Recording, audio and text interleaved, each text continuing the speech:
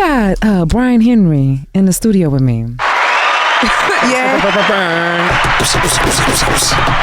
Now, let me tell you this. You heard me say this before he got in here, that I met him probably like a year after I moved to LA.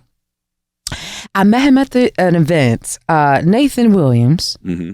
I don't know if it was a Native Son event. I don't know if he had it then, and I remember in 𝘲𝑃𝑗𝑐. It was at New House on Sunset. Okay. I remember that event. Yep. And I was with my friend, and his brother was on the turntables. I mean, he was hidden in the pocket like every single like you don't all the time catch that. You know what I'm saying? And you know I'm a 90s girl, so he was getting the R&B. And I was like, who is this? And then I introduced myself to you. Mm-hmm. And then sometime after that, I became intrigued. I don't know if you told me then or you gave a shout out, but then I learned that your mother had transitioned with breast cancer. Mm-hmm. And then that touched me because my mother had transitioned with breast cancer. I'm like, damn. Then time has went on. I run into you, years fast forward. So then I heard about you, and then I'm friends with Blue, mm-hmm. and I saw you on her podcast, and I saw you being more vocal about being in the community. I was like, who is this man? I need him. Then, mm-hmm. fast forward, well, we almost like 10 years. I saw you at the Roosevelt. You were DJing at the NAACP. Image Awards. Yes. Yes. They had me saying NAACP. Is it NAA? NAACP. It's funny. I was a president of my collegiate chapter and when I was an undergrad. NAACP. Yeah. Yeah. Because they were telling me you got to say NAACP. And I saying AA for a long time. Right. It's all good. And I was too shy to say anything. If we were at coaching, I don't know, because of being weird. So we were at coaching. I know why. Because people expect that with your ascension that you change. And some people do. And I think if you rise and you change the core of who you are, that rise doesn't, it crashes. You know, that's true. And so people expect that when they see you in different positions that you're going to act different. It's like, nah. Parts of that, and I was thinking it was late. I was like, he's probably tired. I didn't want to go through the whole thing like, oh my God. But I was like, yo, I enjoyed your set. So then I saw your yoga, and I was like, I'm getting him in your ear. Then we ran into each other outside the club. That's when Chalet, and then Chalet was like, boom, and I was like, yes. And I was like, I knew I was gonna meet this man. I didn't know he was on my podcast. We up in this thing. Yeah. So I gave a little bit, but how would you introduce or tell the people who you are? I'm Brian Henry. I'm originally from Baltimore, Maryland. I love long walks in the park. The wind blowing through my locks. You know what I'm saying? No, I'm a musical maestro. I love music. Music is my heartbeat. You know, I think it's a function of my mission here on planet Earth to bring people to their highest awareness of who they are. You know what I mean? I love that, because music, what is it? Vibration. It's and we're all spiritual beings. Like, all and you vibrating us higher. Yeah, that's the goal. You know what I mean? To relieve you from stress and the tension that you may experience in your day-to-day walk, and give you a sense of empowerment. You know what I mean? It's more than just partying. It's really creating community and allowing us to be together and look to our left, look to our right, and realize that we're not that different from one another. Wow. Yeah. Because, I guess if you think about partying or dancing, it's just like a smile. Yeah. Emotions, you can feel it. I don't have to know exactly what's in your mind or what you're listening to. Facts. I can feel you. Or in other environments like where you may otherwise walk by the street and someone may not say hello. When you're in a environment where there's music going, people that you would otherwise not speak to, you make eye contact, you smile, you connect. Because you both are on that wave, that frequency that the music is taking you to. I'm not even checking for guys right now, but you are so damn fine. I know this is why he talking to me like that. Like, why are you talking like that? I'm trying to focus what you're saying, and I'm kidding. I'm like, Dawn, listen. With your beautiful self as well. Thank you so much. Now I'm up here. I got to get my... You crazy. Wait, okay. So I love what you said. Did you know that you wanted to always be a DJ? Like, how did that come in the mix? I think I knew since I was like 4 or 5 how much I was in love with music, but it wasn't necessarily something that was encouraged or supported, so I fought against it. So then I got to ask you. Sure. When did you fall in love with music? When I fell in love with sure. The first time I knew I was in love with music is actually when my dad popped my Janet Jackson Control cassette tape back in the day. And I was the most evil little 4 or 5 year old walking around, arms folded, upset, mad, stomping around the house, just like looking at it, like was not giving my dad no attention. I was mad. And at that point, I think that's the earliest recollection I have in terms of like how much music meant to me. Like, you popped my cassette tape, and he did it it wasn't on purpose. Right. but I was pissed as a kid, you know? So like, were you thinking like you were into singing? Nah, I knew I could never sing. Okay. God knew what gifts to give me, because I was singing, I'd be a mess. Let's get up there and just move the dance. It would be, yeah, you know, but I do believe I've been gifted with certain, you know, prowess within music, you know, because I wouldn't abuse it, you know. It's again, it really is a gift to bring us together. Yeah, and so you were always. If I could sing, I'd probably be singing draws off. But thank clean God up I in can't aisle sing. 1, 2, and 3. Nah. But, So were you always DJing? Like, how did you? No. Because that sounds like an interesting path. Like, I don't know if people tell you how to be a DJ. They don't. You get out there. They don't at all. And all I know for sure that, you know, so I was like 12, 13, and I would take my dad's stereo and plug it up to the television, like get the RCA cables, and I'm like recording Donnie Simpson on BET, Video Soul, and like trying to make my own little mixtapes with listening to different between Video Soul and then Rap City. Like, I would hear different stuff that I would, you know, and then, okay, I'm gonna record it here, then I'm gonna pause it there, and then I'm gonna do this track or this next, oh, I don't like this video, pause it, you know, like that's how my first like mixtapes, if you will, you know what I mean, doing it like that.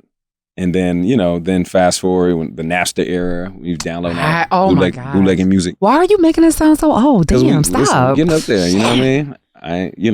I ain't new to this. I'm true to this. Hello, somebody, hello. And so, yeah, I used to make little mixtapes on the computer. And so I asked my dad to like, yo, like I want to get some DJ equipment. And so he took me to like 3-4 pawn shops, and we couldn't find any, you know what I mean? He's like, it's okay. It don't matter, because no son of mine gonna be no damn DJ anyway. Oh, what? And I was literally like 12, 13. I was crushed. I was like, like literally crushed. And it took me years to understand why. And I don't even think he understand why he said that at the time. I mean, on his level, he looked at it from a standpoint like, my son's going to college and he's going to do this and do. What did he do? So he went into the military, you know what I mean? And so my parents had me super young. Yeah. They were 18. You know, my mom had me between her junior year and senior year of high school. And my dad had just finished high school. And so he went off to basic training while she was finishing school. And when she finished school, he had finished his basic training, and we moved to Germany. And I was a military brat. Like, I hopped all over the place. You know what I'm saying? And I think because he made such that big sacrifice to get us out of Baltimore at an early age, he didn't see the trajectory of me going into anything that was going to be potentially unstable. And his brother was a DJ. You know, my Uncle Robert was a DJ, big DJ in Baltimore. Uncle Rob! And he just, he didn't want me to go that path. You know what I'm saying? My uncle got in some trouble, completely unrelated to DJing, and he just didn't want me. I think that's what it really was, but he could never really articulate that. Mm-hmm. You know? So then he was like, no, you can't be a DJ. And you were like, I'm going to do it anyway. We're like, no, I'm going to do this. No, I didn't. I didn't do it at all. Like, I didn't start DJing until like 4 years after college. Like, wait, what? What did you do? What did you study at college? I was an economics major. I interned and worked on Wall Street. Come on, left brain. Studied abroad in London, you know, studying economics. I was very much on that straight and narrow path. Like, I had done a summer program at Harvard Business School. I was preparing to go to the path of going to business school and going to be doing, you know, in the world of finance. But I hated it. You know, and worked a corporate job for after college, and eventually they relocated me here to LA, and I got to be around so many dynamic people who were pursuing their dreams, who had different levels of education, who some people didn't go to college, but they were wildly successful because they were aligned with their gifts. And that's what I got to learn about being in LA. You know what I mean? People look at it from the glitz and glam and the things that, you know, you see on TV, but it wasn't about that. It was like, I would see the people who were behind the scenes, who were making the people in front of the camera, you know, look amazing. And I just saw different aspects of entertainment. And I'm like, well, I'm making good money at this corporate job that I hate, you know, doing something that makes me miserable. Then imagine if I put all of my energy into something I love. Come on. And so one day I pieced out. What? You was like... I just pieced out. Yeah. I started practicing Buddhism, and that's what shifted everything for me. You know, literally Buddhism, like, look, Tina Turner, 𝘠𝘪𝘵𝘩, No, 𝘠𝘪𝘵𝑩. I ran into somebody at a party out here in LA on a rooftop with the Honey Collective party. Shout out to Monica Payne. Shout out to EQ. Shout out to Rashida, Shelly Oto, this collective of 4 beautiful, dynamic women of color here in Los Angeles who would host these parties. They were called the Honey Collective. And I went up to DJ EQ. It's funny. She was like, I think I met DJ EQ. I was like, yeah, I want to be DJ. She's like, you ain't gonna be no DJ today. and I thought she was rude at the moment, but as a DJ now, I get it because somebody come up to you talking about they want to be a DJ. It's like, what? I'm trying to spin these records. Get up, But it was she and the other lady, Rashida and EQ were the DJs of the collective, and Monica and Shelly were the host, and they just had their finger on the pulse of all things dynamic in the Black cultural space here in Los Angeles. And it was the first parties I was introduced to out here. And I was like, yo, this is just such a vibe. And it's just that the combination of vibing with them on the weekends and then hating that corporate job throughout the week. And I met somebody at one of their parties, and he said, brother, you going through something. I'm like, you don't know me? What are you talking about? He said, nah, you going through something. I'm like, yeah, whatever. Same party like a month later. He said it again. I'm like, yeah, I'm going through something. All right. And he said, yo, I want to tell you about this. And so he sent me a clip of Tina Turner talking on Larry King Live about Buddhism.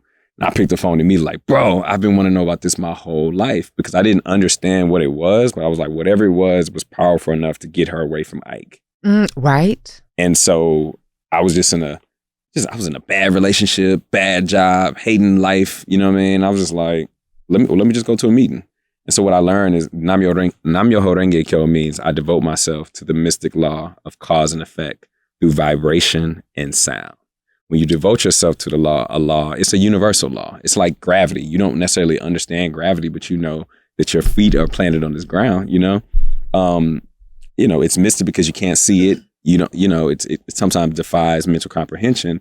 But like I said, it's a universal law like anything else. It's a law of cause and effect.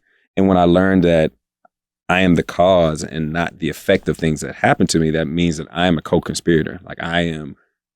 It's things that I'm doing, saying, thinking, ways of being that are contributing to the effects that are taking place in my life. Taking accountability. So that's exactly what it was. Like it taught me, it's a spiritual practice that taught me how to take accountability for the things that are going on and not just point the finger as to why things aren't this or that or that, And so I got to see myself a lot more clearly.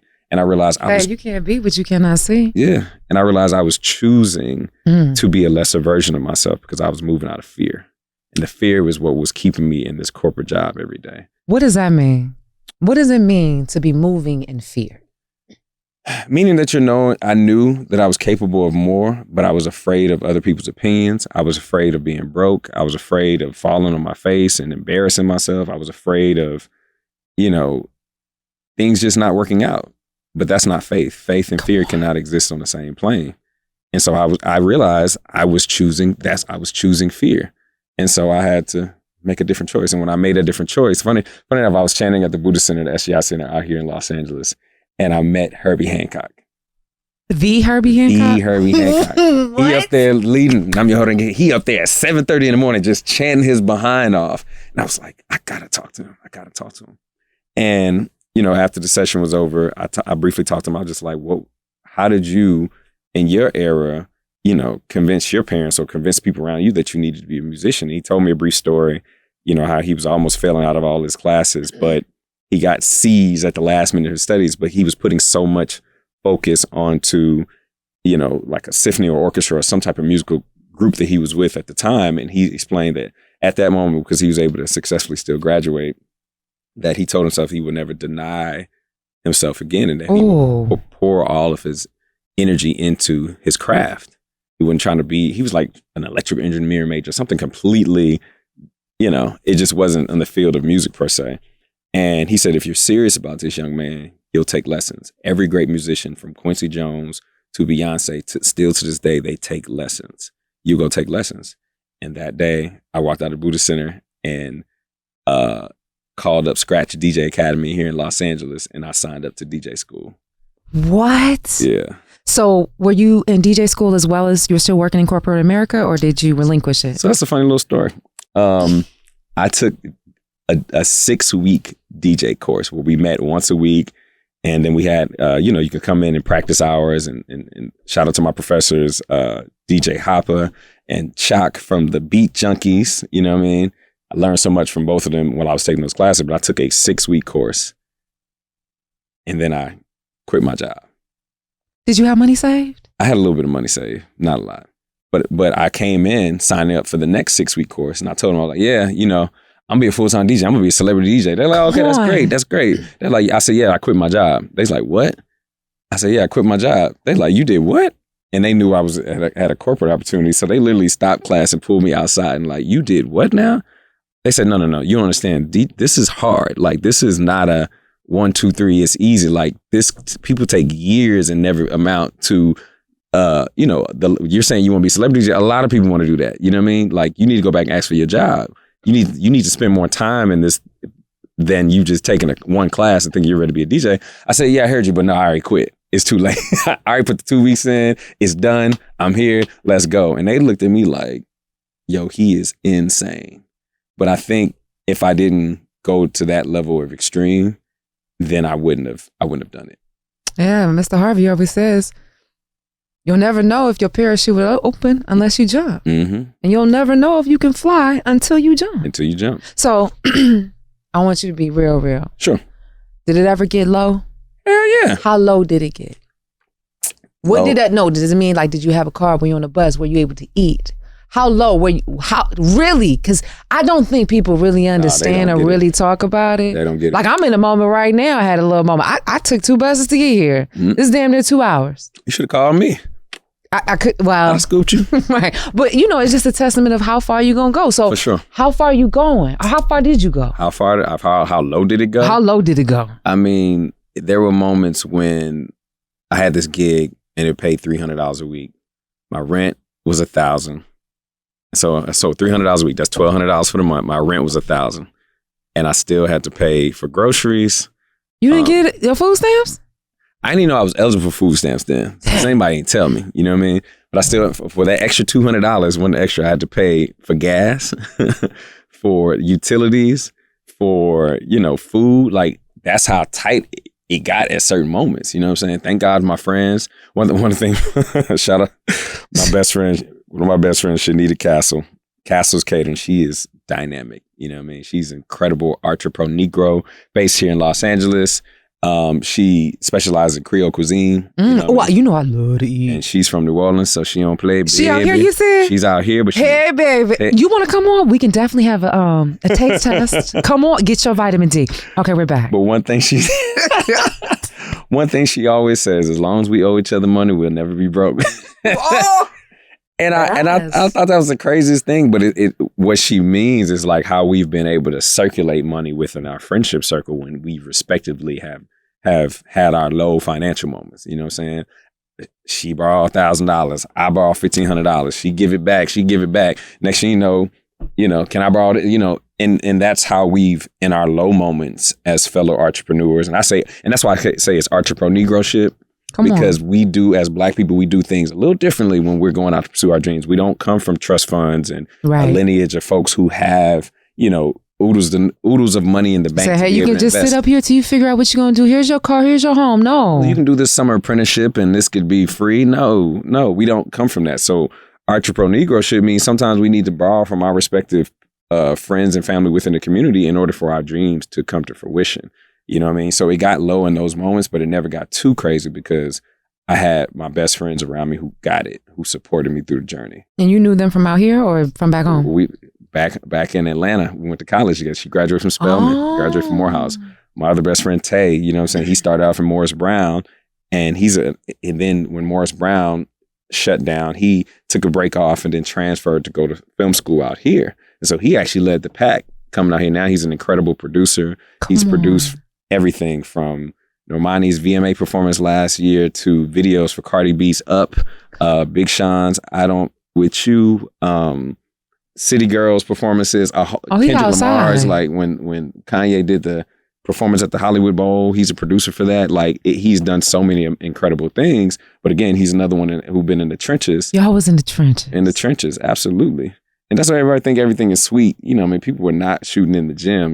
They see the moments the NAACP Image Awards, or you're on television or doing different things, and those are all great. But the moments I'm most fond of is when we ain't have nothing. Because that's what you had to figure out your grid. That's when you really had to say, how bad do you want it? How bad do you want it? Because it's easy to say, okay, that's not comfortable. And a lot of people, they try to be so comfortable. Mm-hmm. You want to be relaxed. It's like, that's not how it works. Mm-mm. You'll miss your blessing trying to be comfortable. My trainer, Latif, shout out to Latif with OM training.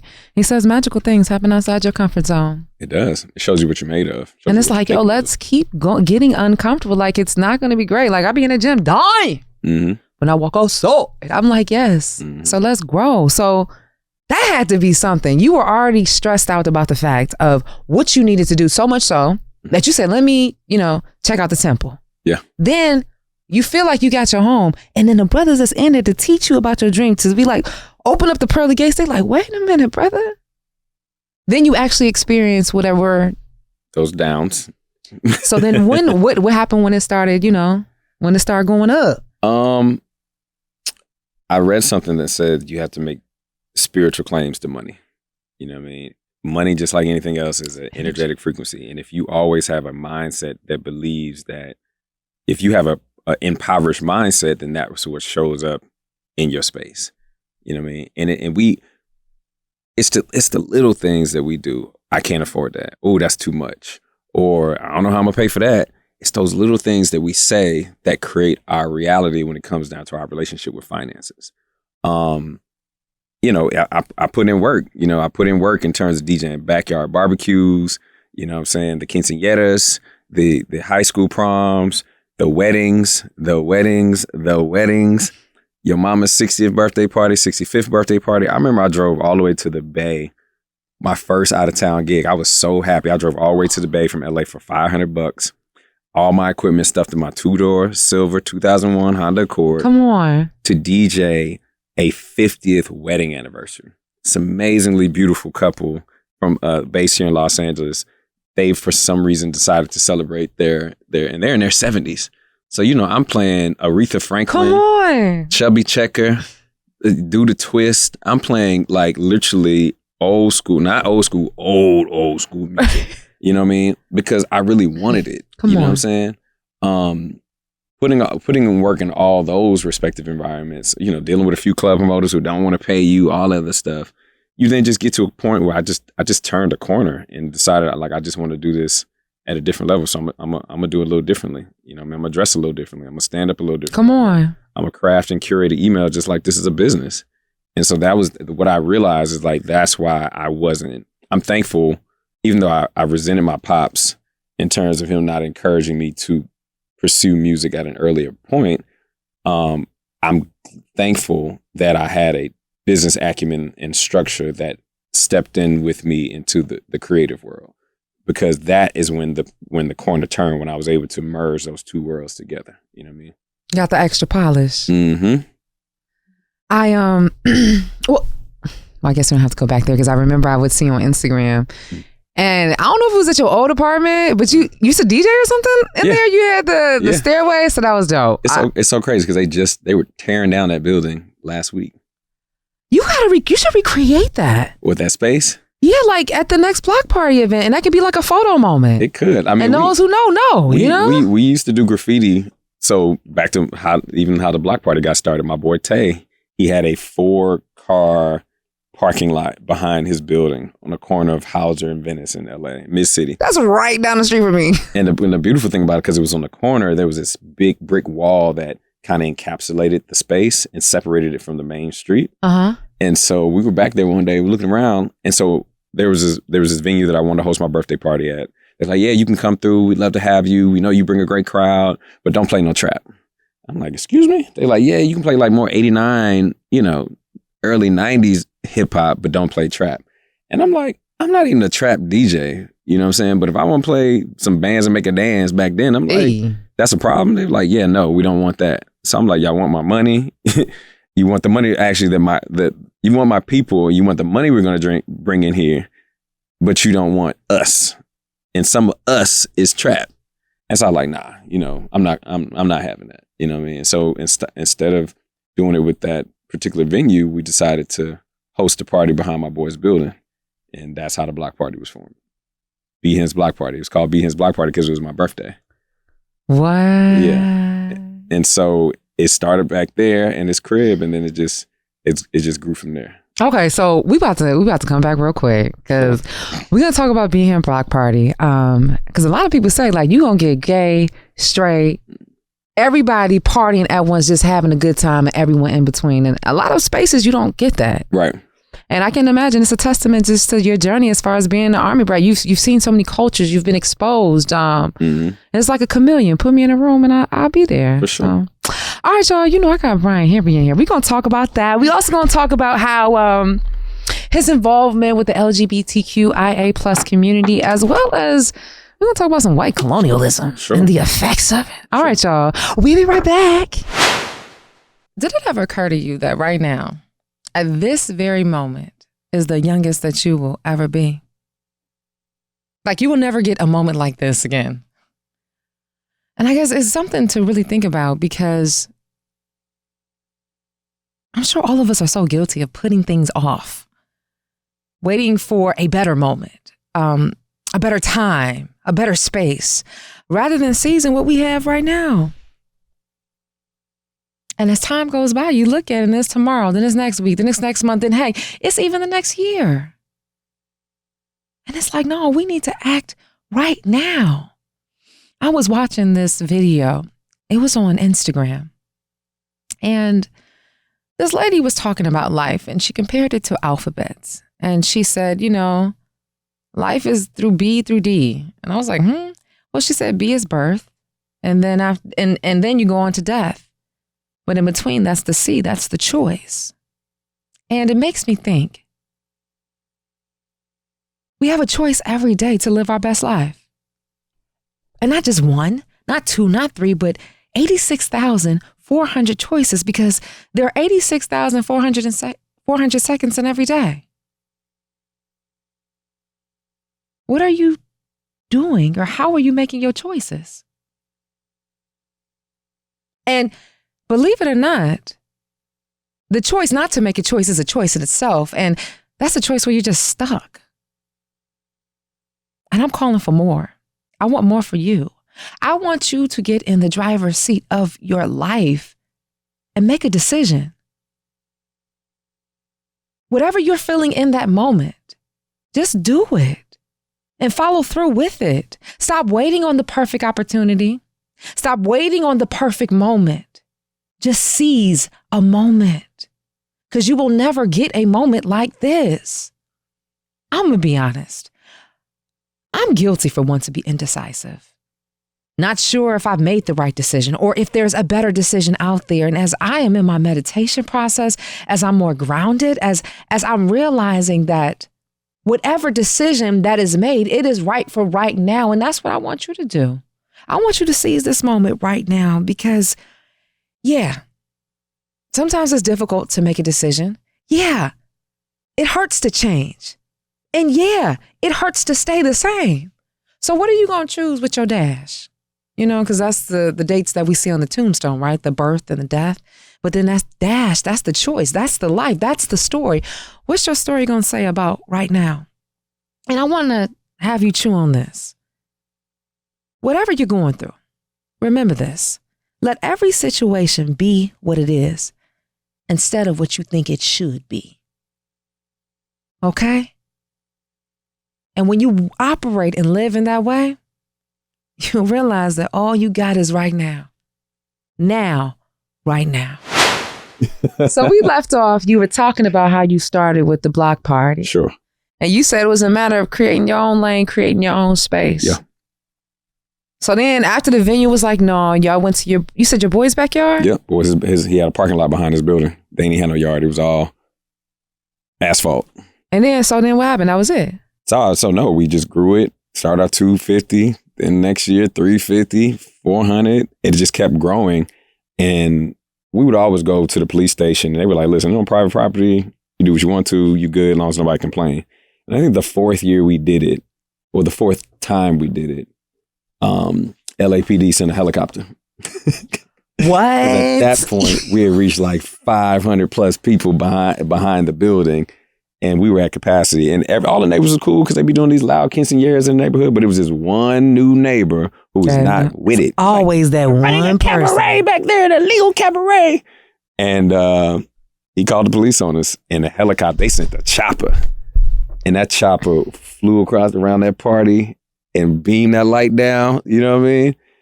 And it was the blessing of the party. It was like 1:47, 1:45. And so it was a perfect time to end the party. And I'm like, man, that's a way to end the party. Right, that's kind of fire. It was kind of fire. Like, I thought, oh, it was cool. Had no idea that took it to a next level. The next time we did it, we doubled in size. Are you serious? Yes, more than doubled. We had 1,200 plus people at the next event. From 500 something to like 1,200 something. And it was crazy. It was crazy. And all the way to the point now, our most recent event in LA, we had 2,500 guests.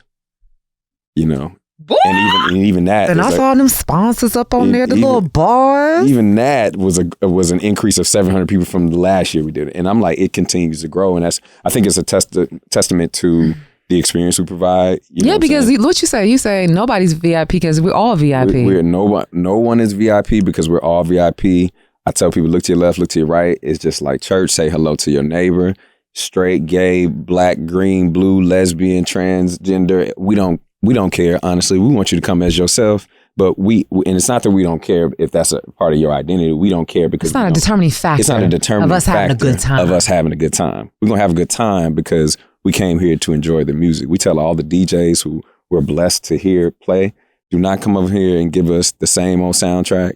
You know what I'm saying? Ain't no swag surfing allowed at the block party. Ain't no swag surfing. We love a knuck if you buck, but you can do that at home. Before I let go, we've already let go.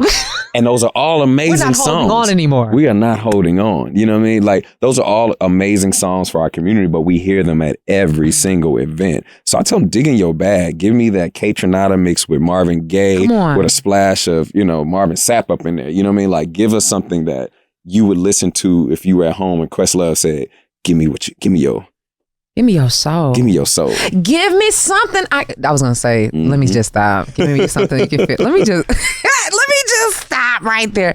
That's dope as hell.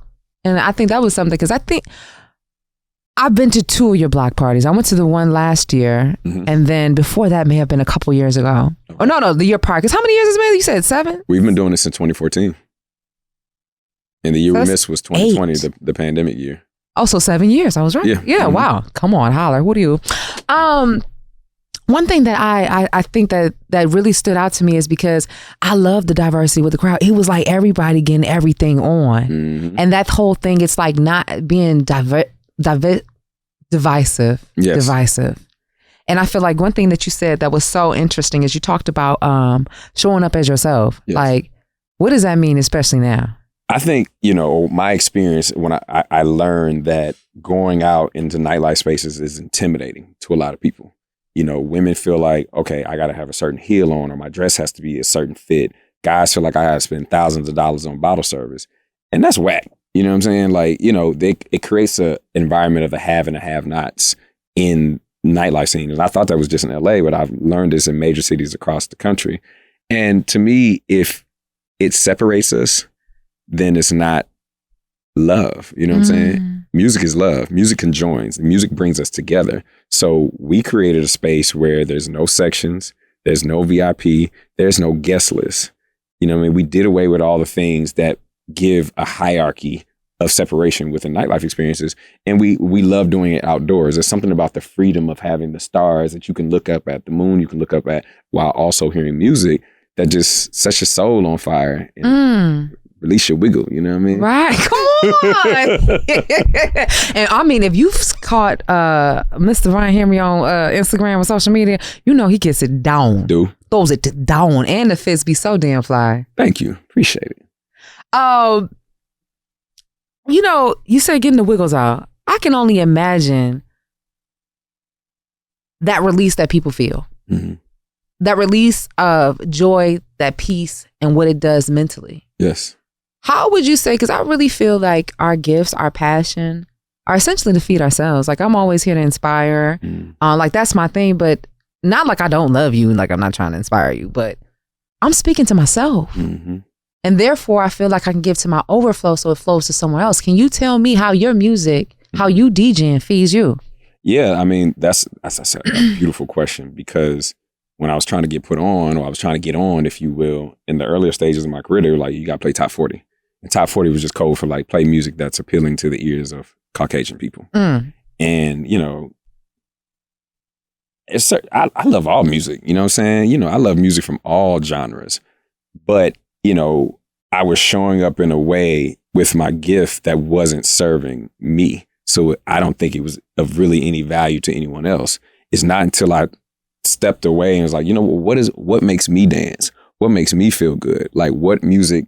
And that's kind of my rubric, or my like barometer when I'm preparing a set. If I'm dancing to it at the crib, oh shit, I know you're gonna have a good time.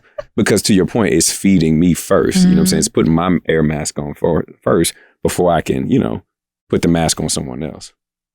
And it's almost like you have to recognize your feeling. I was just saying the other day, I was on my bike on my way to my trainer. And I was just, you know, giggling to myself, and I was like, oh my gosh, I think I'm falling in love with myself. I never thought about it. I mean, people say love yourself, but never really like what does that really mean? And I'm writing, I'm like, well, what does that really look like, Dawn? Yeah. And what it looks like to me is about the boundaries that I'm setting. And I noticed I was loving on me because I was geeking on myself. You know how you crushing on somebody and you start playing back the things they said, like, oh, that was cute. And just the things that I'm saying and how I'm showing up, I was like, oh, that was fly. Oh, that's dope. Just replaying. And I was like, geeking on yourself. I was geeking on my the things that you were telling yourself. And, you know, it just came to a realization of just when you think about how to connect with somebody and how to recognize it when you see it, is that you have to show up as that. Yeah. So you saying like, yo, me playing my music in my home, and if I'm dancing, it's going to feed somebody else. I'm so grateful that you made space for yourself, because I don't think a lot of people make space. And I still have challenges with that. I ain't going to front, you know what I mean? Because the busier you get, the more there's demands on my time, you know what I mean? Or, you know, it becomes more challenging to carve out for those boundaries to stay in place. You know what I'm saying? Because I love people. I'm the most extrovert. You know what I'm saying? I genuinely am recharged when it comes down to being with my people. You know what I mean? But I also, you know, I'm a Cancer. I do like to go back into my shell. You're a Cancer? All day long. Yeah. You know. Oh, so you just be feeling. I do feel. I mean, but I've learned that my feelings are a superpower. That's that part. In the sense that, like, I listen to more how I feel now than just simply words, because words were created in the human evolution to express how we feel. But so often we use our words for any and everything but at this point. You know how something I say something. What is you doing right now? Shit. My brain. Go ahead. Say that. Words were, and during our evolution as human beings, words were created, language was created for us to express how we feel. But so often we use words for any and everything else but to express how we feel. So I've learned, you know, to tap into more how I feel as my barometer, like, where do I go left? Do I go right? I heard you say something, you know what I mean? That third eye get open, like, okay, you know? And that's not to say that I'm out here looking for anyone with malicious intent. I've learned to, and it's been a journey, but I've learned to trust myself. Oh. Yeah, it's been a journey.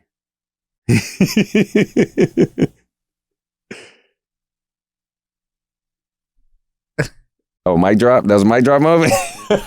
Because there's so much weight with that. Because that's moving in confidence. That's trusting each process. That's taking a chance on yourself. That's believing in yourself. That's allowing yourself to be vulnerable. That's everything that you are. And if you aren't who you say you are, then who are you? Right. Trying to be somebody else, but everybody else is already taken. So how does it make you feel being a DJ, having your parties all inclusive, and people always want to label you as the king of the LGBTQ plus community? No. Was that a lot of weight? That's a lot of damn pressure. I don't think they label me of that, because that would be inaccurate. You know, Come on, talk about it. If anything, label me as someone who loves everybody, which I do. You know what I'm saying? And that ain't even no crunchy feel good type of thing. Like, I genuinely, like I said, because I'm such an extroverted personality, I love all people. My dad, being in the military, gave me exposures to different cultures at a very early age. I was living in Germany for 3 years, Hawaii for 3 years, different parts of the country, it taught me that at the end of the day, everybody bleeds red and everybody wants love. You know what I'm saying? And so that's why it's important for me as it relates to this access to music, to make sure that music is speaking to all people. You know what I mean? So the events that I host and my team hosts, it is welcoming, like I said, to straight people, folks with an LGBT community, Black people, white people, Asian, Pacific Islander, Hispanic, Latino. It's welcoming to all people. As long as you come in and expect to get fed and you gonna, dance, then that's what it's all about. And so I've heard you say the association of being a community of healers. Mm-hmm. What does that mean? So that does go back to the LGBTQ space. Oh, okay. What it. You want to ask the good questions. Vitamin D, we shedding light. The good question. Now listen, I done asked him the question. I'm doing my job. Now let's see if he gonna answer. Oh, go ahead. Go ahead. Ask it again. Ask it again for me. I just want we just talking. And I think it's real. It's just real. Yeah. It's a lot of pressure. It's real. I want to know. Damn it, I want to know. So what I've come to learn, shout out to Bishop Yvette Flunder, Who's that? Out of City of Refuge Church in the San Francisco Bay Area. Okay. She's a lesbian pastor, minister, someone who is, within the spiritual realm of healing. So I did a cruise a few years ago, and she had a session on the cruise where she was just talking about the LGBT community and its Black LGBT community and the historical value of it and where we are and how we stand today and how Black folks look at, gay folks now versus historically how gay folks were viewed. Tell me. And she explained that colonialism is what messed up this perception. She's like, what does the word gay mean? It means happy. It means at the root of it means happy. She's, and when white folks were coming into our country, coming to Africa, they were looking, the colonizers coming into and saying like, well, who is this person of power? Who is the highest regarded in this community? It tended to be someone who had a very eccentric look, who might have a bone in their nose, might have makeup on, might have all these feathers and this and this and that and that, And that person tended to be someone who was lesbian, gay, transgender, what have you, someone within that realm. But in our community, in our culture, within our tribes, that person was well regarded. This is the person that you... Are you serious? I'm serious as a heart attack. This is the person who was the seer, the healer, the sayer. This is the person who you would bring your child to bless your child upon birth. This is the person that if you were depressed within the community, you go to this person, they will help give you a healing. This person was the medicine doctor. This person had so many respective roles within the community, and they was held to a high esteem. But just like anything else, within our community and how we view ourselves, that was something that became demonic because they were looking to strip us of our power. You know what I'm saying? I heard Dr. David Johns, he said he doesn't like to use the word gay. He prefers same gender loving. Yeah. And it makes sense. Okay, I just wanted to insert that. You know what I'm saying? Because if you okay, where can I rip your power from? I'm going to demonize this particular person within the community. You know what I'm saying? Just like we were stripped of our spiritual practices and everything, everything then became Christianity. Right. Christianity. Well, what were our spiritual practices prior to Christianity? And that's no disrespect to anyone who's a Christian. Yeah. You talking my language right now. There's completely no disrespect. I simply believe there's a myriad of different ways for you to align spiritually, for you to fall into a space of alignment. The scripture says it goes by many names, but you trying to define it don't even make sense. Exactly. So you take that to the next level, in which when we were put on slave ships and we were, then taken over into different parts of, the Caribbean and the Americas. And in order to make sure that Black men stayed in line, they had a process called breaking the buck. And what they would do is shackle us up in the public square, and literally rape you in public.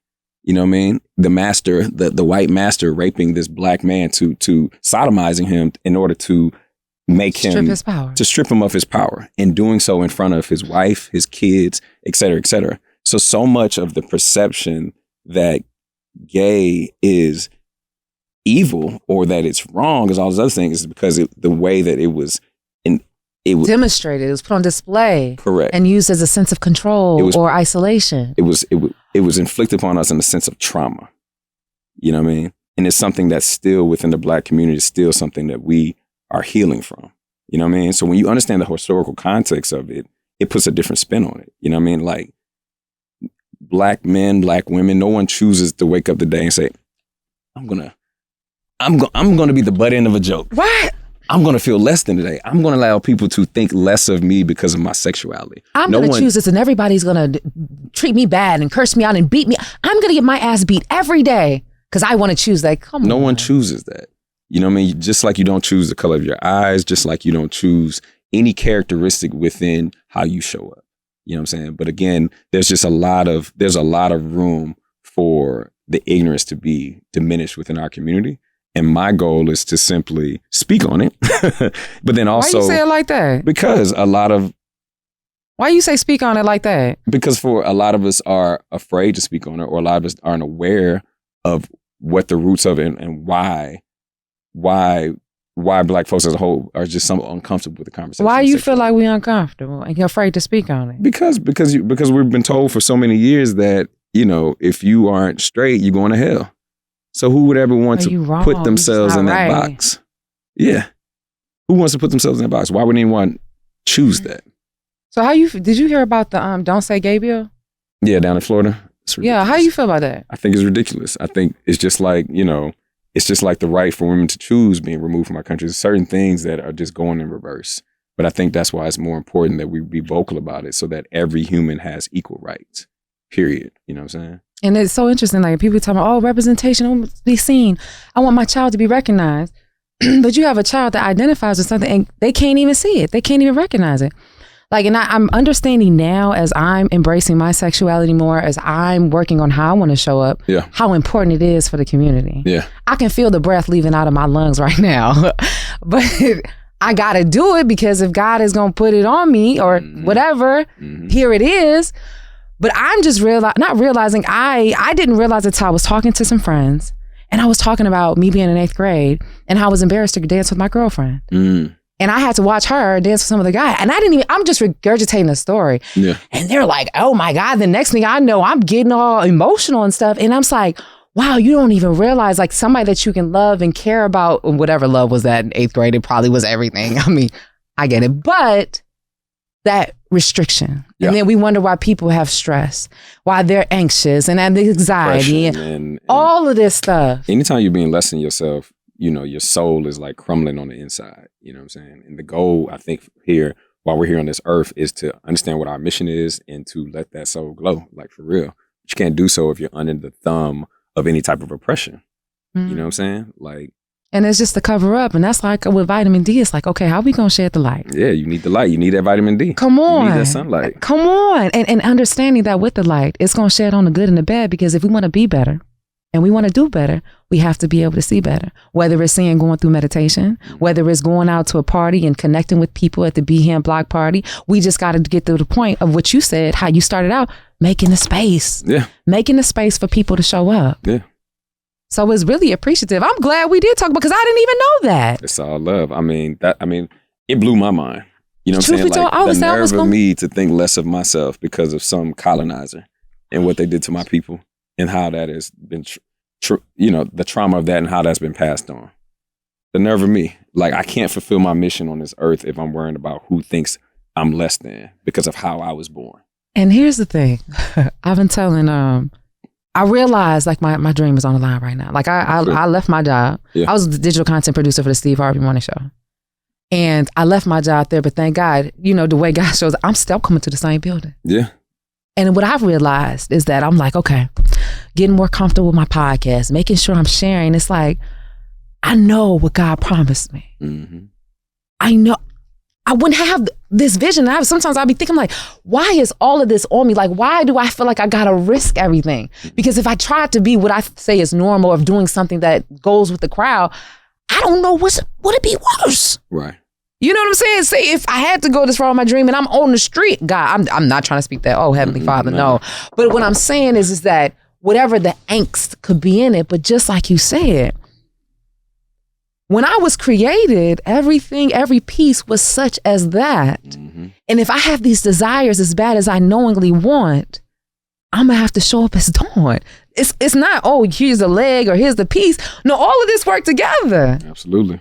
So for the fact that you're creating the space and you saying the community of healers, God, dog, thank you. And that's the value that I want more of us to be aware of. You know what I'm saying? Like there's an intrinsic value in just who you are, period. And again, I think that's part of our mission to identify what that is.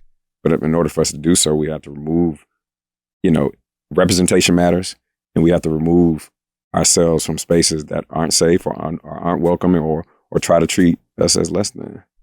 And once we remove ourselves, we have to create that. Yeah. And that's where the B-Hen Block Party comes in. Yeah. Now, another thing I saw on social media, and I was like, I just got to give a shout out to you. Mm. You were talking about how you manifested and you DJ'd at Coachella. Mm-hmm. Juvan, I met him when I first moved out here. I met him with 𝘸𝘪𝘯 Where? Who used to be my neighbor? Shut the front door. He was right. We were. Wait a minute. Hold on. So you stayed off of Dunsmuir? Yes. I told you I used to live in Mid-City. Yeah.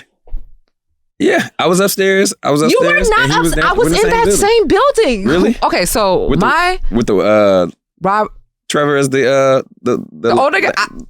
It was Trevor's the younger guy, and then his dad. I think Trevor Jr. But these are the owners? Yeah. Oh, okay. I didn't know them specifically, but 𝘸𝘪𝘶's room, I stayed in there after that. After when he left out of there, and that's how I knew him. And I would go to his, he had a little house, and I even saw him build out his thing. And then Juvan and I were connected in a moment. Then when I saw you on Instagram, and you were talking about the story of these bracelets, and I don't want to say it. I want you to say it. Sure. How Coachella happened. That's the crazy thing about it. So that's another thing I've learned about being just in alignment is that you can't worry about when something's going to show up. Like oftentimes the things that we want escape us because we are not of the same vibrational frequency of the thing. You have to embody it. You have to be it. You can't just want it. You have to be it. You know what I'm saying? And I remind myself that even now for the next stages of things that I want, I have to be it. You know what I mean? But I was trying to take a different approach to being it then. So went to Coachella for the first time in 2014, and I was just enamored with it. You know what I'm saying? Pharrell put on an amazing performance. Pharrell should give a tutorial to people on how to put on a performance when it comes down to no skips, seamless energy, bop, bop, bop, bop, bop. Like he's incredible with that, but obviously he's a producer. Outkast is performing.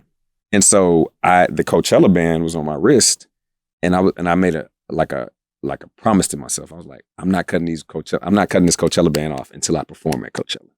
Right? Cool. Year 1 go, year 2 go, year 3 go, year 4 go, year 5. I had 5 years of bands on my wrist. Oh, your arm was funky? I'm just joking. Not funky because I'll be watching. You know what I'm saying? I'm just joking. My hygiene is Mr. Clean. No, but that's the crazy thing about it. I would wash these cloth bands on my wrist as if they were a part of my body. And people were asking, like, them things don't stink, them things. I'm like, no, just like you get in the shower, you woo, woo, woo. I'm in there washing it. And they represent like an omen of sorts. And I was like, I'm going to wear these until I perform at the festival. And I was beginning to get really frustrated with myself. Like, why aren't you there yet? It's 4 years. It's 5 years now. Like, why haven't you performed? Even went to Afropunk, added an Afropunk band on there. And Javon, I think, was in Bali at the time. And somehow we were just super hella late here, but it's early there. And we got on the phone and we were talking about it. And I was just like, I think there's something, I think there's something going on with me wearing these. He was like, of course. He said, because you're attached.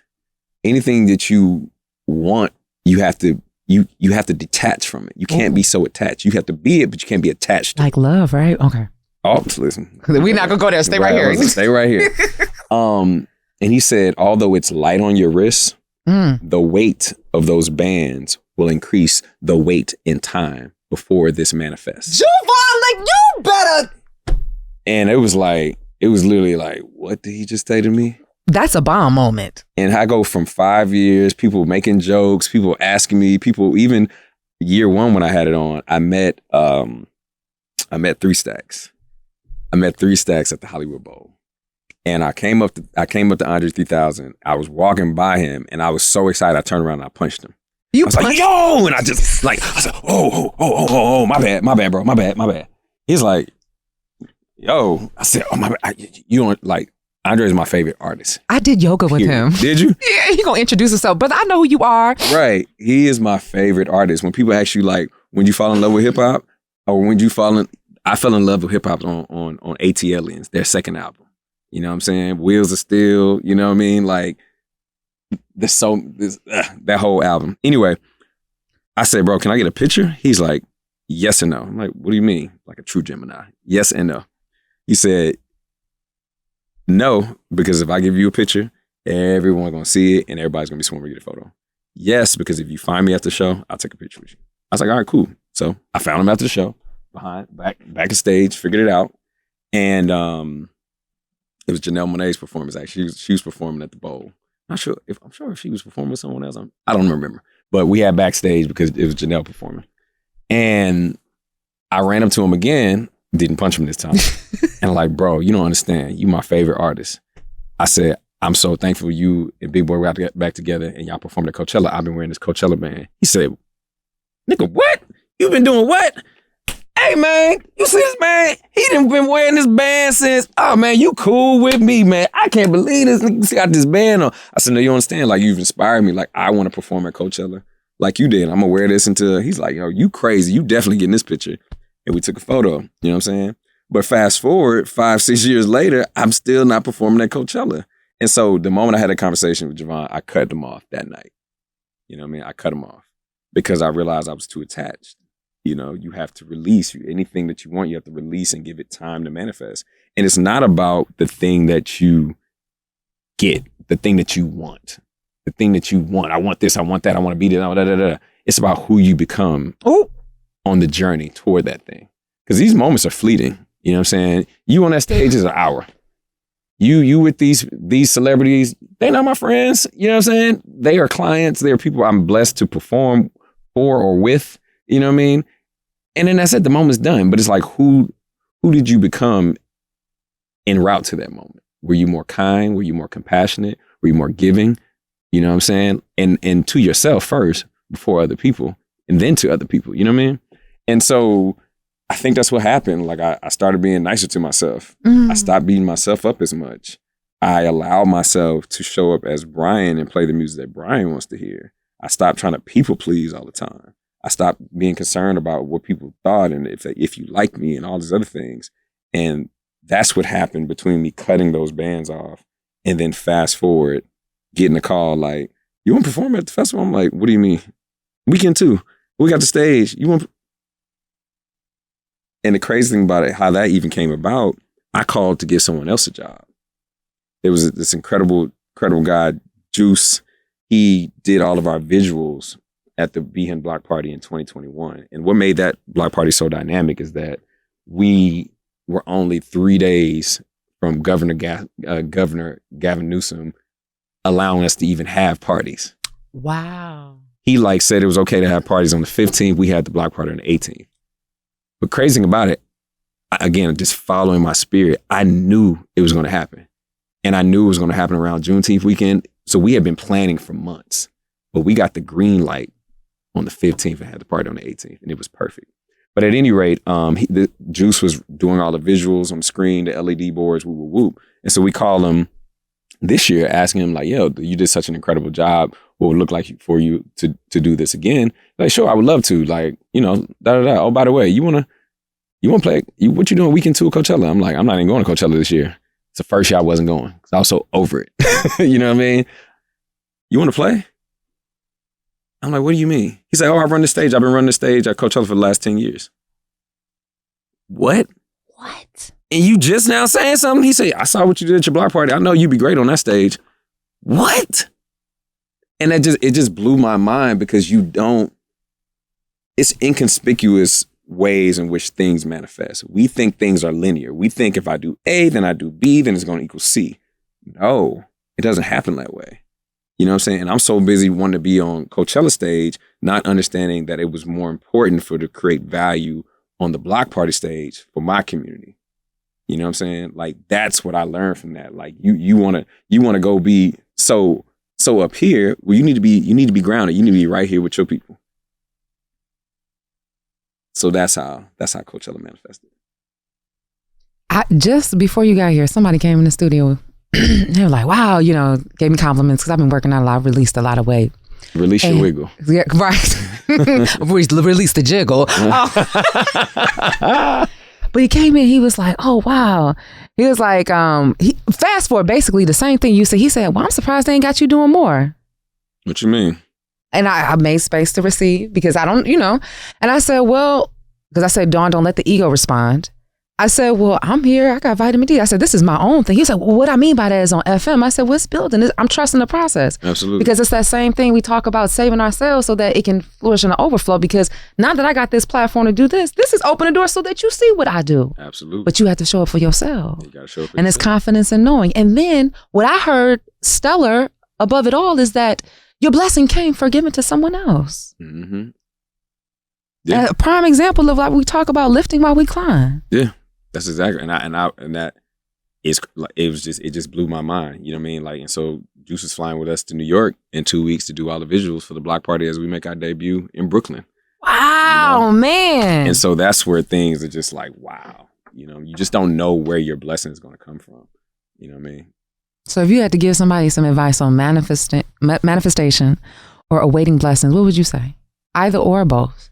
Be kind to yourself, and just continue to put energy into what that thing is. Be mindful of your thoughts. Thoughts are things. You know what I mean? Do your best to reprogram yourself beyond your limitations. Yeah. And be patient. Because I'm very much in a harvest season right now. I'm preparing. We're taking the block party to New York for the first time. But a week before that, I'm blessed to spend at Afropunk. You know what I mean? And I went to Afropunk back in 2018, got a skateboard. The skateboard is on my wall. It kind of the same thing. I was like, I'm going to play Afropunk one day. I'm going to play Afropunk one day. That was one of the bracelets you had. It was one of the bracelets too. Didn't know how it was going to happen. But same thing. It was those creators of the festival saw what I was doing out here, saw what the team was doing. It ain't just me. It's the team. Like, it's the Shout team out to the team. Shout out to Lulit. Shout out to Davon. Shout out to Nadia, Malachi, Lamar, Felicia, Melissa. It's a team. You know what I'm saying? It is definitely a team. But what makes us dope is that everyone is in their own bag. Everyone is in their lane. Get in your bag, stay in your bag. And they're adding their respective gifts to this melting pot that we have. That's the block party. Mm-hmm. And that lets you know, like, you're not in competition with anybody. You're not competing. It's like you're giving what you give. And that's the same thing I tell Jeremiah as we're building this. I was like, I want to make sure that you get something out of this. For sure. I want to make sure you're growing because I'm not the only one that's feeding or eating. Like, we're in this together. Yeah. Yeah, man. So how do you make sure your soul is fed? How do you make sure you get your vitamin D? I'm learning now to see myself in a different way of, like I said before, making space and staying disciplined. With me working out, like, that means the world to me. Yeah. Because I feel like that's another way that I'm loving myself so uncomfortably, but I'm transforming. And I find that it's happening with a renewed mind. Also, I went through a period of a lot of pruning. Okay. Oh. Just things gotta let go. And I talked about boundaries. One thing that I have really taken a stance, and I'm like, I'm about damn proud of you, Dawn. The non-negotiable when it comes down to communication. Okay. What does that look like? Being honest, and what that means, authentic. Okay. Of whatever it is that you feel. Yeah.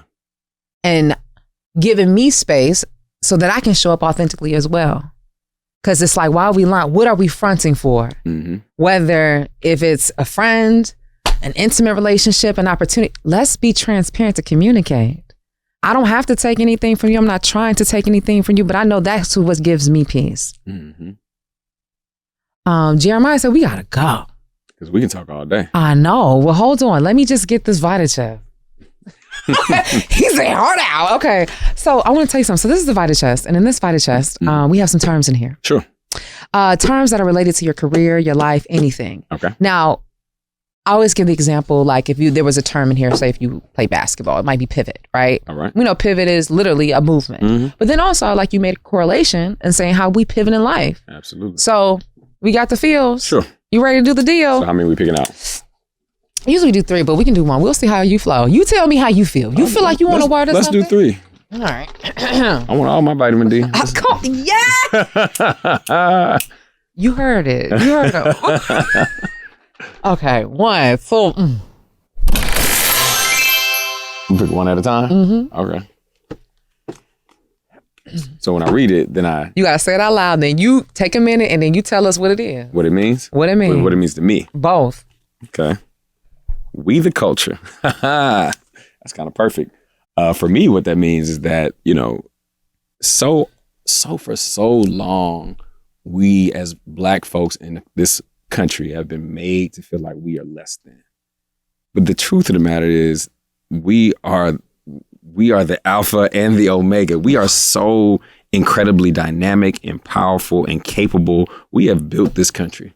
You know what I'm saying? We are overwhelmingly intelligent, overwhelmingly just talented. We the culture. We are the culture.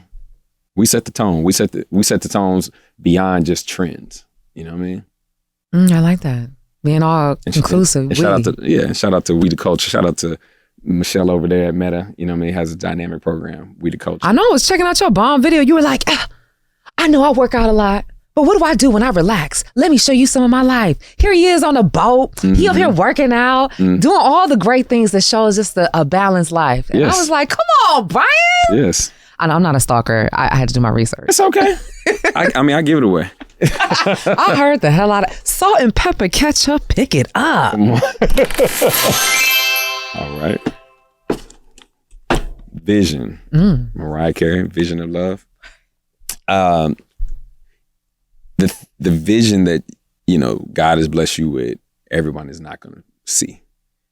And I think that's why it's so important for you to stay rooted in your respective faith, your respective walk, and to be grounded in knowing that we're spiritual beings first, and to deeply in your own unique way, whether it's meditation, yoga, chanting, praying, whatever, to align with that so that you can have clear vision and you're not expected for someone else to see it.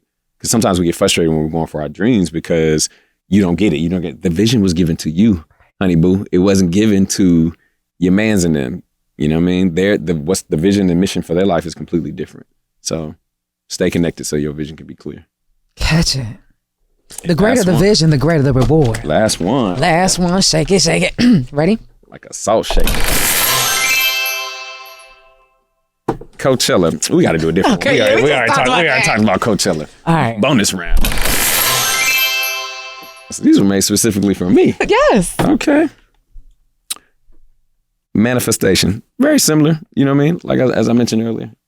Just be patient with yourself during the process and just give all your energy toward what it is and realize that you have to be it. You have to be it. Act as if you are. And if you are religious, what do they say? Faith without works is dead. Mm-hmm. You do not catch somebody saying they want an apple tree and planting the seed of a peach. Exactly. Nor do you find somebody planting the seed and catching the next day to see if it's there. That part. You're trusting the process. And that's a great point about manifestation. I was always, like I said a few minutes ago, I'm in a season of harvest. Amen. But it took for me to be patient to just know that the seeds have been planted. And I was so impatient, so overwhelmingly impatient. And to the point, again, I'm getting frustrated and beating myself up. Why you ain't this and why you ain't that and why this and why that? But you don't get anywhere by being unkind to yourself. You just be grumpy. Right, just mad. Yeah. Anybody got time for that? Yeah, manifest lightly. Lightly. Set it and forget it. Just keep working toward it, but set it and forget it. Catch it. Yeah. All right, so we're closing out. I'm fed. Man, this was great. I appreciate you having me. Man. So is there anything you want to tell the people about any future projects, personal, professional, that you want people to be aware of? What should we look out? Are you always going to be a DJ? Do you have a vision to evolve to something else, or is there another venture you want to go after? Absolutely. I'm in the process. My musical interests are great. I would love to do music supervision for film and television and video games at a certain point. I would love to score film.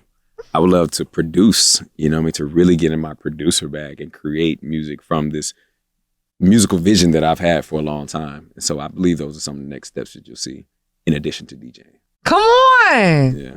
And if people want to check out your block party, where we can find information? At B-Hen Block Party, at B-H-E-N Block Party on all social. And you can follow me on social at ITS Brian BRIAN Henry on all the social medias. All of it. And you got to remember, when you go up and you go check out the block party, you ain't even got to worry about somebody trying to flex, doing too much. It always a special section for somebody else because guess what? We all VIP. We all VIP. I love it. Ain't no VIP because we all VIP. Right. That's it. Well, thank you so much. I appreciate Thank you for having me. And I appreciate you for listening. I know we got all of my business. Listen, I know you done learn some more stuff about Dawn. I didn't even know what I was going to say. Mind you, but we got to be who we say we want to be. And I understand what's next. So with that being said, would you like to sit in the seat? Would you like to talk to me? Well, I want you to email me. Shoot me an email over at vitamin.d@DawnDaiSpeaks.com because I'd love to talk to you. Or perhaps you may have an idea about the show. I want to hear from you as well. And I do my vitamin D advice letters. Now, I'm going to keep it real with you because I love you. And what do I say? If you want to be better and you want to do better, you have to be able to see better. So if it's about that relationship, that job, your feelings, whatever, I want to talk to you. So hit me up. Also, make sure you subscribe because if you've been listening to this long, you enjoyed something. I'm here for my dreams and you know how much I put on the line for it. Vitamin D gonna be 10 years next year in 2023. So if you liked it, tell somebody to tell somebody to tell somebody else that Dawn Dai got a podcast. It's called Vitamin D with Dawn Dai and it's wherever you get your favorite podcast, okay? And go ahead and rate it. You see them stars up there. Go put something and tell them how dope it is. Okay? All right. Also, you want to see what we're doing in the studio? All this screaming. And I know I'm so dramatic. I can't help it. But if you want to see what we're doing, we're on social media everywhere at Vitamin D Dawn Dai, Facebook, Instagram, Pinterest, TikTok, fan base, everywhere. Catch it. We're here. And we outside for you. And if you want some personal vitamin D, you know the source. You can follow me at Dawn Dai Speaks. I love to hear from you. So thank you. I really appreciate you believing in my dreams and supporting me and being with me on this journey. And I promise you, I ain't gonna let you down. All right. Okay, so I'm gonna get out of here. You know what I say. I'm in the business of making dreams come true. And I damn sure ain't gonna forget about mine. So until next time, always remember, you are your greatest asset. Get your vitamin D right here with me and get excited about your life.